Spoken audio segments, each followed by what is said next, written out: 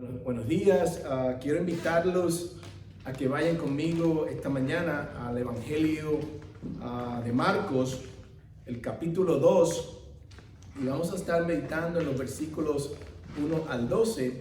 La semana pasada, como vieron, tomamos una pausa de estudiar el Evangelio de Marcos para hablar un poquito así acerca de las madres y el papel especial que las madres juegan en el plan de Dios. Pero estoy emocionado de volver a estar con ustedes estudiando el libro de Marcos, y hoy vamos a estar una vez más estudiando el capítulo 2, los versículos 1 al 12, mientras atravesamos este libro versículo por versículo. Y estoy emocionado porque los evangelios, como ustedes saben, se tratan acerca de Jesús y las buenas nuevas, es decir, el hecho de que Jesucristo vino a morir para pagar el precio por el pecado de el pecado de todas las personas que creen en Él, y de esa manera darle la oportunidad a esas personas de ser salvas. Salvarlas del pecado y salvarlas del infierno. Y esto es emocionante, son las mejores noticias que podemos oír. Así que yo le voy a leer el capítulo 2 de Marcos, el versículo 1 al 12, luego una oración y luego el mensaje para hoy. Marcos capítulo 2 y los versículos 1 al 12. Y esta mañana le voy a leer en la versión de la Reina Valera del 1960. Marcos 2, 1 al 12. Dice así la palabra de Dios. Entró Jesús otra vez en Capernaum después de algunos días, y se oyó que estaba en casa. E inmediatamente se juntaron muchos, de manera que ya no cabían ni aún a la puerta, y les predicaba la palabra. Entonces vinieron a él unos trayendo un paralítico que era cargado por 4. Y como no podían acercarse a él a causa de la multitud, descubrieron el techo de donde estaba, y haciendo una abertura, bajaron el lecho en que yacía el paralítico. Al ver Jesús la fe de ellos, dijo al paralítico: Hijo, tus pecados te son perdonados. Estaban allí sentados algunos de los escribas, los cuales cavilaban en sus corazones: ¿por qué habla este así? Blasfemias dice. ¿Quién puede perdonar pecados sino solo Dios? Y conociendo luego Jesús en su espíritu que cavilaban de esta manera dentro de sí mismos, les dijo: ¿por qué caviláis así en vuestros corazones? ¿Qué es más fácil decir al paralítico: tus pecados te son perdonados, o decirle: levántate, toma tu lecho y anda? Pues para que sepáis que el Hijo del Hombre tiene potestad en la tierra para perdonar pecados, dijo al paralítico: a ti te digo, levántate, toma tu lecho y vete a tu casa. Entonces él se levantó enseguida, y tomando su lecho, salió delante de todos, de manera que todos se asombraron y glorificaron a Dios, diciendo: nunca hemos visto tal cosa. Padre, gracias, Señor, por tu maravillosa palabra. Gracias, Señor, por esta carta de amor que tú has dejado para que nosotros podamos tener vida, Señor, en este mundo y también en el venidero. Gracias, Señor, porque la salvación, Señor, la encontramos en tu palabra, en la persona del Señor Jesús, Señor. Bendice este tiempo, Señor, donde estudiamos la palabra, Señor. Padre, lleva a cabo los propósitos que tú tienes, Señor, para ella, para este mensaje de hoy.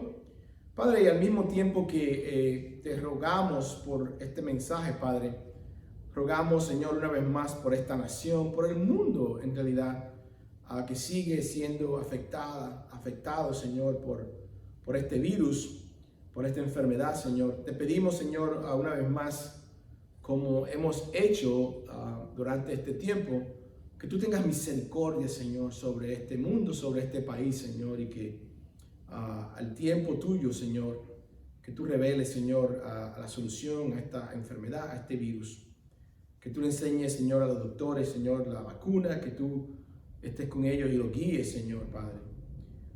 Al mismo tiempo, Señor, te pedimos que estés con los doctores, Señor, que cuiden a los enfermos, con las enfermeras, los enfermeros, las personas, Señor, que trabajan en las ambulancias, Señor, respondiendo a cada crisis, Señor. Te pedimos, Señor, que estés con las personas que han perdido seres queridos. Te pedimos, Señor, por los enfermos, Señor. Y Padre, más que todo, pedimos que tu presencia sobreabunde en este país, Señor, y que todo el mundo pueda saber que tú eres Dios, Señor. Gracias, Padre, porque tú eres nuestra esperanza. Gracias, Señor, porque tú estás en control de todas las cosas, Señor, aún de esta crisis, Señor. Y reconocemos y oramos que tú seas glorificado aún en medio de esta situación tan difícil. En el nombre de Jesús oramos. Y todo el mundo dice conmigo, amén. Amén. Vamos entonces, hace un tiempo, escuché la historia de un pastor que no era cristiano. Imagínense, un pastor que no era cristiano. Este pastor no pudo o no podía dar el mensaje más importante, que es que Jesucristo puede perdonar tus pecados, ¿verdad? Él no podía dar este mensaje porque él no lo tenía todavía. Y me acuerdo de que él contaba de que una vez fue a hablar con un enfermo que estaba a punto de morirse. Y tristemente este hombre le preguntaba a este pastor, ¿y qué va a pasar, pastor? Deme una palabra de aliento, deme una palabra de esperanza. Y el pastor cuenta de que él no podía decirle nada a este hombre, porque no tenía la palabra de aliento, porque no creía en Jesucristo todavía como su único Señor y Salvador, porque él todavía no se había arrepentido y no había experimentado el perdón de Jesús. Y tristemente este hombre murió. Y fue una lección para este pastor. Y luego el Señor en su misericordia sí lo convirtió. Y él pudo de ahí en adelante dar el mensaje más importante que un ser humano puede escuchar. Y este es el mensaje de que Jesús tiene autoridad para perdonar los pecados. Jesucristo tiene la autoridad, tiene el poder de perdonar los pecados. Él es Dios. Y ustedes han estado escuchando este mensaje a través de los mensajes en Marcos. Y vamos a continuar, yo espero, viendo y es mi deseo de que muchos de ustedes llegan a creer, si todavía no creen, que Jesucristo es Dios y que Él tiene el poder de perdonar pecados. Él es Dios y a Él es que nosotros tenemos que ir en arrepentimiento. A Él es que tenemos que ir y confesar nuestra culpa. Hace un tiempo también aprendí este hecho, y es que todos tenemos culpa. Todos tenemos culpa. No importa que tú seas un profesional, no importa que tú seas una persona sin educación, todo ser humano tiene culpa. Y la pregunta clave es, ¿qué hacemos con esa culpa? ¿Qué hacemos con esa culpabilidad? Y la idea es que nosotros como pastores predicamos de que esa culpa podemos llevársela a Jesús y pedirle perdón por nuestros pecados. Cada uno de nosotros somos pecadores, lo vamos a ver aquí en el mensaje de hoy, esta mañana de nuevo. Cada uno de nosotros somos pecadores, hemos roto la ley de Dios. Si tú has dicho una mentira, has roto la ley de Dios. Si tú has cogido el nombre de Dios en vano, has roto la ley de Dios. Si tú has cogido un lápiz de tu oficina, has roto la ley de Dios, ¿verdad? Entonces, eso es la mala noticia. Pero la buena noticia es que en Jesucristo hay perdón de pecados. Hay manera de arreglar nuestra relación con Dios, porque lo que dice la palabra es que la paga del pecado es muerte. Si nosotros pecamos en la ley de Dios, que es Dios es perfecto, un pecado rompe la ley de Dios y te causa que vayas al infierno, a separación de Dios. Entonces, porque la paga del pecado es muerte, nosotros tenemos que hacer algo con nuestra culpabilidad, todo ser humano. Y Jesús tiene autoridad para perdonar pecados. Y en este pasaje de hoy, quiero contestar la pregunta: ¿qué sucedió en este pasaje que demuestra que Jesús tiene autoridad para perdonar pecados? ¿Qué sucedió en este pasaje que demuestra que Jesucristo tiene autoridad para perdonar pecados?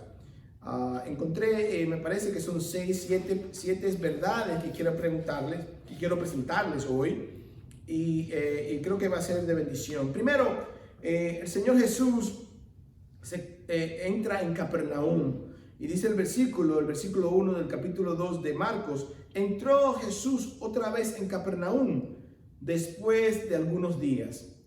Y dice la palabra: y se oyó que estaba en casa. Quizás esta era la casa de Pedro, donde Jesús había decidido quedarse. Parece ser la base de donde Jesús ministraba en ese lugar. Esto es lo que dice en Mateo 4:13. Dice: partió de Nazaret y se fue a vivir a Capernaum, que está junto al lago, en la región de Zabulón y de Neftalí. Y Jesucristo establece su base en este lugar, y de ahí empieza a ministrar, ¿verdad?, en diferentes lugares alrededor de esa área. Pero miren lo que dice el versículo 1, de nuevo volviendo al pasaje: y se oyó que estaba en casa. Jesucristo ya, habían personas que lo seguían, y él había hecho muchos milagros ya, y de hecho había sanado muchas personas, ¿verdad? Dice en el capítulo 1 de Marcos, el versículo 29, dice que Jesucristo sana a la suegra de Pedro. Dice: al salir de la sinagoga, el versículo 29 de Marcos 1, al salir de la sinagoga vinieron a casa de Simón y Andrés con Jacobo y Juan. Y la suegra de Simón estaba acostada con fiebre, y enseguida le hablaron de ella. Entonces él se acercó hablando de Jesucristo, y la tomó de la mano y la levantó, e inmediatamente le dejó la fiebre, y ella le servía. Esta es la suegra de Pedro.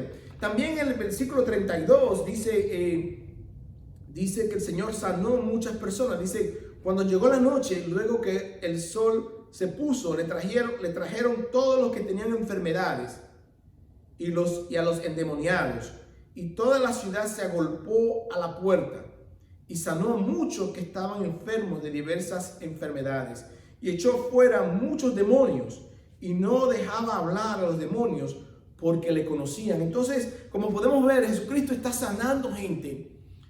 Sanó la suegra de Pedro. Después dice el versículo 32 del primer capítulo de Marcos, que cuando llegó la noche estaba sanando personas que estaban enfermos, que tenían diversas enfermedades, y dice que echó afuera muchos demonios. Entonces, como el Señor está haciendo eso, tremendo, ¿verdad? Es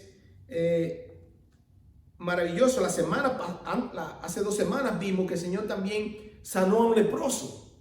Entonces, él está sana la suegra de Pedro, está sanando muchos enfermos, está sacándole demonios a personas, sana al leproso. Imagínense la fama que empieza a desarrollarse. Y por eso el capítulo 2 empieza diciendo: y se oyó que estaba en casa.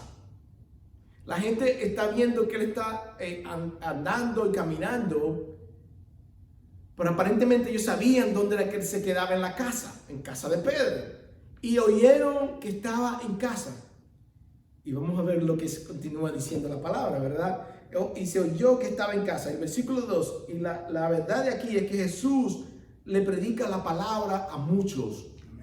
Jesús le predica la palabra a muchos. El versículo 2 dice: e inmediatamente se juntaron muchos, de manera que ya no cabían ni aún a la puerta, y Jesús le predicaba la palabra. La casa estaba tan llena de gente que nadie podía entrar por la puerta. La gente probablemente estaba interesada debido a las curaciones de Jesús. La palabra se refiere, cuando Jesucristo dice cuando la palabra dice que les predicaba la palabra se refiere a las buenas nuevas del Evangelio, de que la salvación es solamente por gracia. Hermano, la salvación es un regalo de Dios. Amén. La salvación es que Dios despierta el alma de una persona pecadora, de un pecador, de una persona muerta, dice la palabra de Dios en Efesios. De que nosotros antes de Cristo estamos muertos y que Dios nos da vida al llamarnos y al despertar nuestras almas, a responder al regalo de vida eterna que hace el Señor. La salvación es por gracia. No hay nada que el ser humano pueda hacer. Y es diferente, hermano, porque todas las otras religiones piden que la persona haga algo.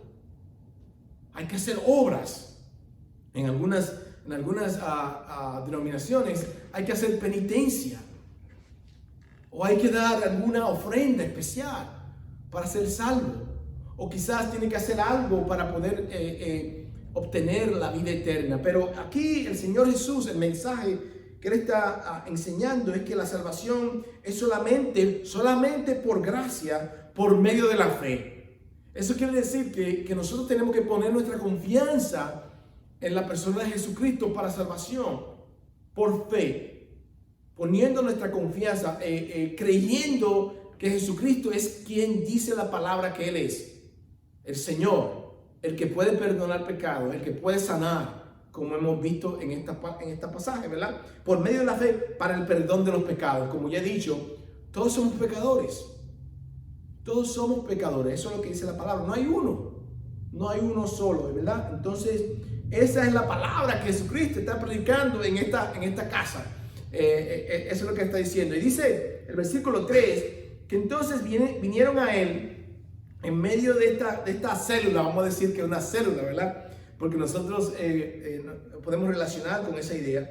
En medio de esta casa llena, dice, entonces vinieron al Señor, unos trayendo un paralítico que era cargado por 4. Ya que el hombre estaba tendido en una cama, esto es lo que dice, ¿verdad? Su parálisis era severa, ¿verdad? Lo más probable es que este hombre era un cuadripléjico, un hombre que estaba paralítico de la cabeza hacia abajo. Y 4 de sus amigos los cargan a la casa donde está Jesús. 4, cuando dice que era cargado por 4, esto es lo que quiere decir. 4 de sus amigos lo cargan a la casa donde está Jesús, ¿verdad? Yo quiero amigos así, hermano. Yo quiero amigos en la iglesia que hacen lo posible por no solamente invitar personas a la iglesia, sino traerlas a la iglesia cuando volvamos a abrir. En este caso ahora, enviarle el mensaje, ¿verdad? Que grabamos, eso es importante.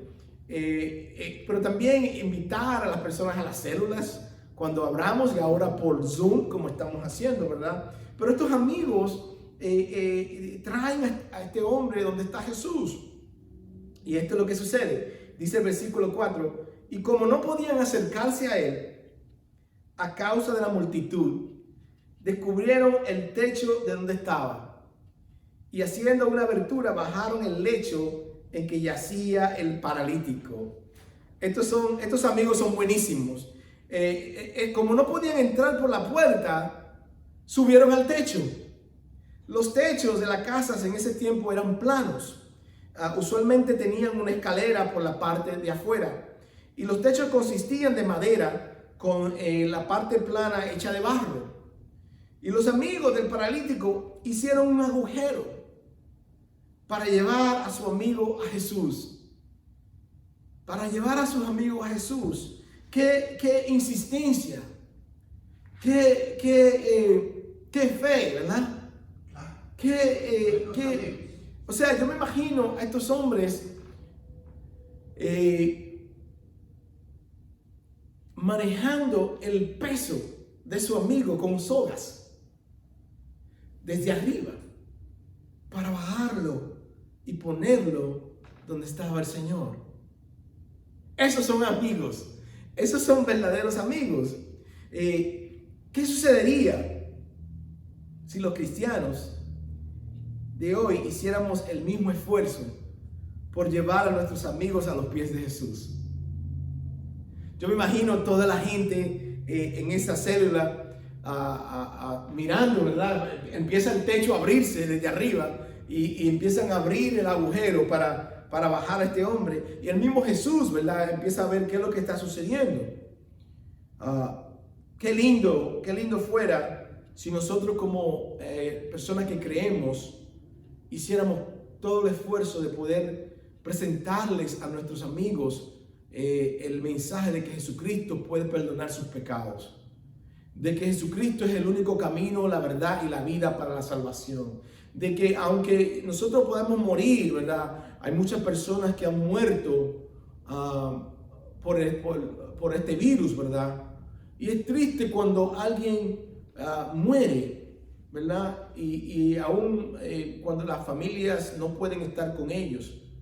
Y es triste cuando un cristiano muere, pero es más triste, hermanos, cuando alguien que no cree en Cristo muere sin Cristo, muere sin salvación, muere sin perdón de sus pecados. Y nosotros como personas que tenemos el mensaje de esperanza, que hemos creído que el Señor se nos ha revelado a nuestras vidas, tenemos una responsabilidad, no de caer encima a las personas con el Evangelio, pero sí de orar por las personas que Dios ponga en nuestro camino para compartirle las buenas nuevas, orar que Dios nos dé palabras para compartir con las personas que no creen. Y más que todo, ¿verdad? Vivir una vida digna de que te pregunten, pero ¿quién es que te guía a ti? ¿Quién es tu esperanza? Es importante, ¿verdad? De poder hacer eso, ¿verdad? Para eso los cristianos estamos aquí, hermanos. Si no, el Señor nos hubiera salvado y nos hubiera llevado al cielo inmediatamente, pero nosotros tenemos una obra, una misión de compartir a Jesucristo con las personas que no creen todavía. Con las personas que todavía necesitan oír que Jesucristo puede perdonar sus pecados, que puede perdonar su culpa, que puede darle esperanza para atravesar este mundo a veces tan difícil. Este mundo que a veces parece que no tiene esperanza, pero Jesucristo es nuestra esperanza. Y estos amigos cogieron eso en serio, ¿verdad? Y ellos se suben al techo, la puerta, no podían entrar por la puerta, estaba muy lleno, y ellos abren un agujero en el techo, suben, imagínense subiendo a este hombre por esa escalera. Tendría que haber sido difícil, pero no lo paró, hermano, no paró a estos amigos. Qué buenos amigos son esos, ¿verdad? Esos son las clases de amigos que yo quiero también, ¿verdad? De que estén dispuestos, ¿verdad? A compartir al Señor. Pero ¿qué sucede? ¿Qué sucede? Versículo 5. Al ver Jesús la fe de ellos, dijo al paralítico: Hijo, tus pecados te son perdonados. Tus pecados te son perdonados. Noten lo que dice, al ver la fe de ellos. Yo pienso que el Señor Jesús vio la fe no solamente del paralítico, sino de sus amigos también. Dice la fe de ellos. Y cuando lo vio, que bajó y lo pusieron delante de él, dice: Hijo, qué bello. Qué bello es el Señor, ¿verdad? Dice hijo. No le dice, oye, ¿qué tú haces aquí? Oye, pero rompiste el techo. Sino que le dice: hijo, tus pecados son perdonados. El esfuerzo de los amigos demuestra fe en que Jesús podía sanar a su amigo. En aquel tiempo los judíos pensaban que las enfermedades eran resultados directos del pecado del individuo. Es posible que el paralítico también creía eso, que él estaba paralítico, que su salud había sido afectada por los pecados que él había cometido. Por eso tuvo que estar tan contento de recibir el perdón que le dio Jesús. La palabra griega para son perdonados significa echar o ahuyentar. Es la misma palabra que se usa en el Salmo 103, 12. Cuando dice Salmo 103, 12, dice: tan lejos de nosotros echó nuestras transgresiones, como lejos del oriente está el occidente. Si usted puede mirar un globo y ponen su mano en un punto en el oriente y van hacia el occidente, se van a dar cuenta que es infinito, hermanos. Y así dice la palabra que Dios echa nuestras transgresiones. Tan lejos así. No se puede contar lo lejos que es. También Jeremías 31:34 habla acerca de lo mismo. Dice Jeremías 31:34. Ya no tendrá nadie que enseñar a su prójimo, ni dirá nadie a su hermano, ¿conoce al Señor? Porque todos, desde el más pequeño hasta el más grande, me conocerán, afirma el Señor.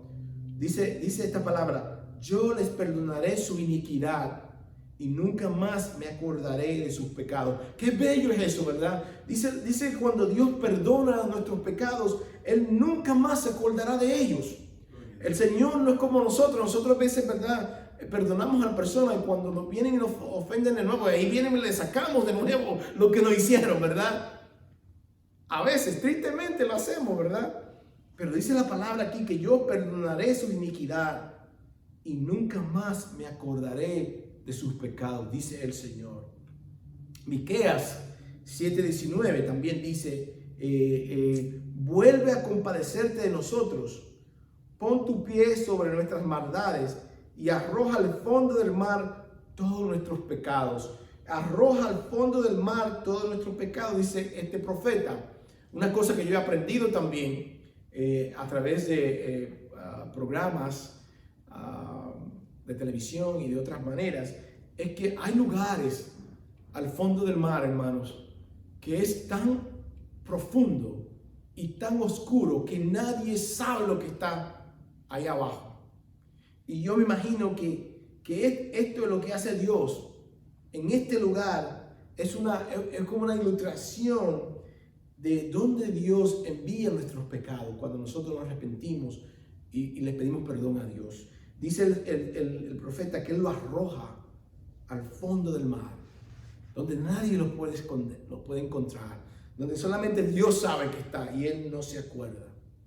Y esto es exactamente lo que hace el Señor cuando le dice a este paralítico, tus pecados son perdonados.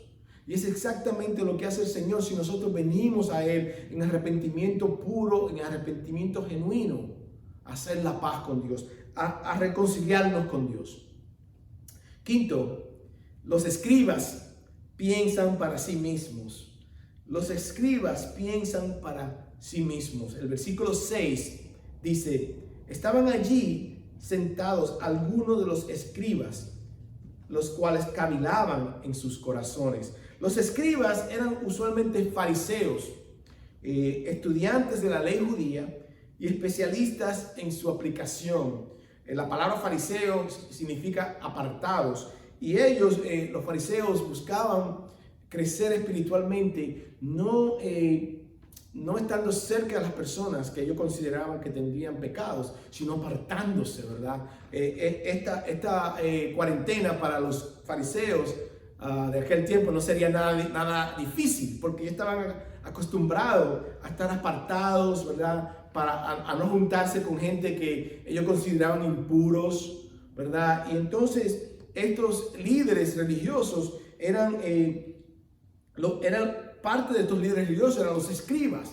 Y de nuevo, los escribas eran los que estudiaban la ley, los que sabían lo que era el Antiguo Testamento, era lo único que tenían. Y ellos eran especialistas en cómo se aplicaba, qué se hacía. Eran expertos en el Antiguo Testamento. Dice la palabra de Dios aquí en el versículo 6, que estaban sentados allí y que cavilaban en sus corazones. ¿Qué quiere decir la palabra cavilar? Ok, se la voy a decir. Gracias por preguntar. La palabra cavilaban quiere decir reflexionar con preocupación e insistencia o de forma profunda y minuciosa sobre algo. Entonces ellos empezaron a reflexionar, a pensar, preocupados, estos líderes religiosos, por lo que Jesús dice. Y esto es lo que dice el versículo 7, dijeron los escribas. El versículo 7 dice, ¿por qué habla este así? Yo no sé de ustedes, pero yo cuando alguien dice es como una forma como faltándole respeto a la otra persona. Mi mamá siempre decía que nosotros podemos decir, este tiene su nombre, ¿verdad? O esta persona tiene su nombre, ¿verdad? Pero eso es lo que dice el versículo 7. Dice, ¿por qué habla así? Hablando los escribas. Blasfemias dicen estos hombres. ¿Quién puede perdonar pecados sino solo Dios? Amén. ¿Quién puede perdonar pecados sino solo Dios? Están pensando estos escribas. Ahora, antes de hablar acerca de este pasaje, quiero que definamos lo que quiere decir blasfemar. Y esta es la definición que yo encontré, que le quiero compartir. Blasfemar quiere decir calumnia, insultar el honor, dañar la reputación, de atacar y decir mentiras acerca de alguien, en este caso de Dios. Por lo general se refiere a maldecir a Dios o a usar lenguaje abusivo y cortante sobre él, su nombre o su palabra. Hay veces que yo me siento un poco ofendido. Porque hay personas alrededor mío que usan el nombre de Dios en vano. Usan el nombre de Dios como si fuera una mala palabra. Y eso es un ejemplo de blasfemar. Ahora, una cosa, hermanos, cuando una persona que no cree dice algo negativo acerca de Dios, pero tenemos que tener mucho cuidado porque hay veces nosotros como cristianos usamos el nombre de Dios en vano. Y eso es lo que está diciendo aquí. Dice usar un lenguaje abusivo y cortante sobre él, su nombre o su palabra. Y debido a que los fariseos no creían que Jesús era el Hijo de Dios, pensaron que estaban blasfemando a Dios al admitir que Él era el Cristo. Los judíos estaban mal al pensar que Jesús blasfemaba. Ellos estaban mal. Pero ellos no creyeron que Jesús fuera enviado por Dios, y mucho menos que fuera Dios. Jesús probó que era Dios al sanar al hombre. Los escribas conocían muy bien la palabra de Dios. Y esto es lo que dice el Levítico. Este era un pasaje bien conocido para ellos. Levítico 24, 15 al 16 dice, diles a los israelitas, todo el que blasfeme contra su Dios sufrirá las consecuencias de su pecado. Además, todo el que pronuncie el nombre del Señor al maldecir a su prójimo será condenado a muerte. Toda la asamblea lo apedreará, sea extranjero o nativo. Si pronuncia el nombre del Señor al maldecir a su prójimo, será condenado a muerte. Este pasaje era bien conocido por los escribas. Y en el medio, ellos escuchan que Jesucristo dice, tus pecados son perdonados al paralítico, y ellos empiezan a pensar en su mente, está blasfemando. El único que puede perdonar los pecados es Dios. Entonces los judíos estaban bien a pensar que solo Dios puede perdonar pecados. Ellos conocían la palabra, y esto es lo que dice en Isaías 43:25. Isaías 43:25 dice, yo soy el que por amor a mí mismo borra tus transgresiones y no se acuerda más de tus pecados. ¿Quién es el yo soy? Yo soy el Dios que está hablando el profeta Isaías. Pero ¿qué sucede? El Señor Jesús confronta los pensamientos de los escribas. El Señor Jesús confronta los pensamientos de los escribas. Eran pensamientos, pero el Señor Jesús lo supo. Y esto es lo que dice el versículo 8 de nuestro pasaje de Marcos 2. Y conociendo luego en su espíritu que cavilaban de esta manera dentro de sí mismos, les dijo, ¿por qué caviláis así en vuestros corazones? ¿Por qué caviláis así en vuestros corazones? Me imagino la sorpresa de estos escribas, porque ellos están pensando esto. Y Jesús le dice, ¿por qué piensan de esta manera? En su espíritu, en este pasaje, se refiere a la omnisciencia del Señor Jesús. Él lo sabe todo. Y en ese momento Él demuestra su omnisciencia con los escribas. Y le dice en el versículo 9, ¿qué es más fácil? Decir al paralítico, ¿tus pecados te son perdonados? O decirle, levántate, toma tu lecho y anda. Era más fácil, hermanos, decir al paralítico, tus pecados son perdonados. ¿Por qué? Porque no se podía ver ni comprobar inmediatamente si eso sucedía. no podía comprobar si los pecados eran perdonados al mirar al paralítico. Pero si él le ordenaba a que caminara, se podía verificar inmediatamente. Y por eso Jesús le dice, es que es más fácil. Es más fácil decir tus pecados sean perdonados que decirle, levántate, estás sano. ¿Y qué sucede? Jesús sana al hombre espiritualmente y físicamente.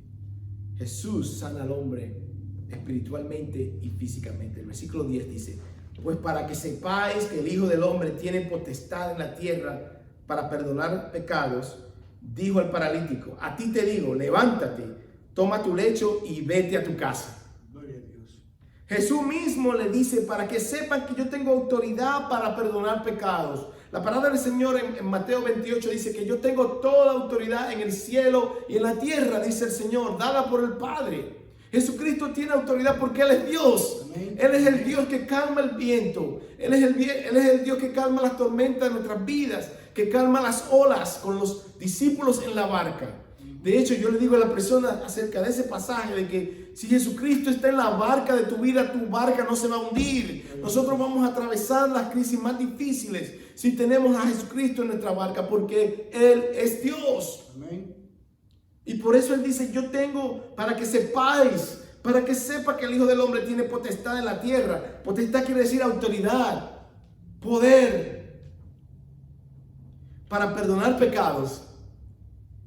Para perdonar pecados espiritualmente y luego también para librarlos físicamente. El versículo 11 dice, a ti te digo, levántate, toma tu lecho y vete. Hijo del hombre, dice el versículo 10, Hijo del Hombre. Y el Hijo del Hombre es un título que identifica a Jesús como 100% hombre. Como hombre, Él se puede identificar con nuestras necesidades. A nosotros nos da hambre, a Jesucristo le dio hambre. Cuando a Jesucristo lo golpearon, ¿qué usted cree que Él sintió? ¿Qué usted cree? Dolor, porque era un hombre, ¿verdad? Y Él se hizo hombre para identificar con nuestras necesidades más profundas, para identificarnos con nuestro sufrimiento. Nosotros estamos sufriendo en este momento. Se han muerto más de 80,000 personas en los Estados Unidos. Algunos de nosotros estamos sufriendo más que otros. Para algunos de nosotros hemos sufrido la muerte de seres queridos. Yo vi en la noticia de que se murió en Nueva York, murieron un esposo y una esposa en el mismo hospital, en diferentes pisos, por el virus.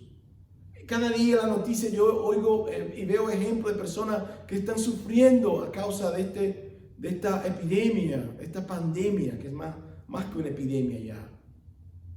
Pero ¿sabes una cosa? Jesucristo se identifica con tu dolor. La Biblia dice que Él es varón de dolor. Y si tú le das la oportunidad al Señor, Él puede reunirse contigo en tu dolor y darte esperanza y darte consuelo y darte paz en medio de una situación tan difícil como la que nos encontramos ahora. Por la autoridad que dice la palabra, eso es verdad. El Salmo 23 dice que el Señor es mi pastor, nada me faltará. Él nos ayuda a atravesar el valle de muerte, como dice ese pasaje. Él se identifica con nuestro dolor, Él ya conoce el dolor. Él está aún a la derecha del Padre, animándonos, intercediendo, orando por nosotros, los cristianos, y suplicándole a los que no son cristianos que se arrepientan y que vayan a Él. La palabra dice que Él conoce nuestras necesidades más profundas y nuestro sufrimiento. Y también nos puede ayudar a superar el pecado. ¿Por qué? Porque Él fue tentado, Jesucristo fue tentado en todo, pero no pecó. Amén. No pecó. Y como no pecó, Él nos puede ayudar a nosotros a que superemos el pecado también, si solamente podemos confiar en Él, si solamente podemos entregar nuestra vida y ponerla en las manos de Él. en arrepentimiento, ¿verdad? Y pidiéndole perdón. Versículo 12 dice, entonces él, hablando acerca del paralítico, se levantó enseguida y tomando su lecho, salió delante de todos, de manera que todos se asombraron y glorificaron a Dios diciendo, nunca hemos visto tal cosa. Noten que enseguida fue sanado. Amén. No es como algunos lugares, ¿verdad?, que dicen, bueno, no te sanaste esta semana, ven la semana que viene y trae una ofrenda especial y vamos a ver si te sanamos. No, el Señor ni siquiera una ofrenda le pidió, sino que enseguida se sanó y salió delante de todos. Y de manera que todos se asombraron. Y esto es todos se asombraron, es algo que corre, el asombro es algo que corre en el Evangelio de Marcos, lo vamos a ver. Se asombraron las personas y glorificaron a Dios. Le dieron gloria a Dios, alabaron a Dios por lo que habían visto, por lo que había hecho. Y de nuevo dicen, nunca hemos visto tal cosa, porque estaban asombrados. Imagínense, la fama de Jesús se hizo aún más grande en este tiempo, ¿verdad? Vamos a seguir viendo cómo se desarrolla esta historia, ¿verdad? En conclusión, hermanos, Jesús tiene autoridad para perdonar pecados. Amén. Les has pedido que perdones tus pecados. La Biblia dice en Romanos 3:23, todos hemos pecado y por eso estamos lejos de Dios. La Biblia dice que Él no rechazará, hablando de Jesucristo, Él no rechazará a nadie que venga a Él. Puedes venir a Él incluso si no estás enfermo físicamente, porque todos estamos enfermos espiritualmente. Vamos a orar. Vamos a orar. Padre, gracias, Señor, por este tiempo que tú nos has concedido de poder examinar este pasaje, Señor. Gracias, Señor, porque en este pasaje podemos ver el poder del Señor Jesús, Señor, y podemos realizar que Jesucristo tiene autoridad, no solamente para sanarnos físicamente, sino también para sanar nuestra alma, Señor, para perdonar nuestros pecados, Señor. Ayúdanos, Señor, a depositar nuestra fe en el Señor Jesús, Señor. Ayúdanos, Señor, a realizar que Jesucristo es el camino, la verdad y la vida. Señor, ayúdanos porque reconocemos que la salvación viene solamente de ti, Señor, y reconocemos que tú tienes que abrirnos los ojos, Señor, para que un salvador se salve, para que para que un pecador sea perdonado. Tú tienes que abrirle los ojos, Señor, y despertar esa alma, Señor, que verdaderamente está muerta, Señor. Todos estamos muertos, los que venimos de Adán y Eva, Señor, y necesitamos que tú prendas la luz, Señor, y que tú ilumines nuestro corazón. Bendice a cada una de las personas que está escuchando este mensaje, Señor. Ayuda, Señor, a las personas que necesitan consuelo en este momento, Señor, que necesitan palabras, Señor, de esperanza. Palabra que le dice, Señor, que tú estás en control, Señor, y que esto no te ha cogido a ti de sorpresa, Señor, y que tú lo amas con un amor, Señor, que solamente tú puedes. Ayúdanos, Señor, a los cristianos, Señor, también a demostrar fe en el Señor, al compartir el mensaje de Jesucristo con las personas que no creen, Señor. Ayúdanos, Señor, a orar por nuestros prójimos que no creen, por nuestros familiares que todavía no se arrepienten. Ayúdanos, Señor, a tener un gran testimonio delante de esas personas, Señor, porque las personas van a ver nuestras vidas primero, Señor, y luego quizás tú nos des la oportunidad de testificarle a esas personas. Y ahora que la gracia del Señor Jesucristo, el amor de Dios y la comunión del Espíritu Santo sean con todos ustedes. Y todo el mundo dice conmigo, amén y amén.